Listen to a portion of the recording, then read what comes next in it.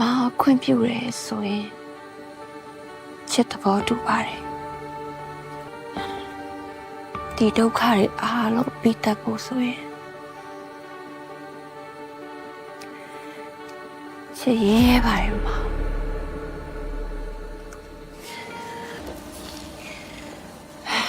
ရောမချစ်ဖုန်းနဲ့သူစီကိုဆက်လိုက်ပါပါ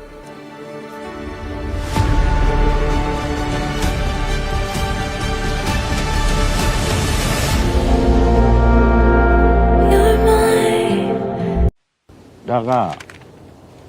မောင်ခက်လူနဲ့သမီးရှင်မင်းတို့ပထမဆုံးလက်မှတ်ထိုးရမယ်ဝါရှင်းစာချုပ်ပါ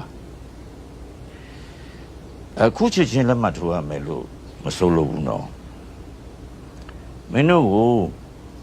ဦးနေခါကစဉ်းစားဖို့အချိန်ပေးထားတယ်ဒီကိစ္စကြီးတစ်ခုလုံးကိုတည်တည်ချာချာစဉ်းစားပြီးမှသူကလက်မှတ်ထိုးစီခြင်းတယ်ဒီကွာရှင်းစာချုပ်ပေါ်မှာလက်မှတ်ထိုးပြီးပြီဆိုတာနဲ့မောင်ခက်လူရဲ့လက်ထဲကိုသိန်းချက်တစ်စောင်းရောက်လာပါလိမ့်မယ်ဆရာပေးတဲ့သဘောပေါ့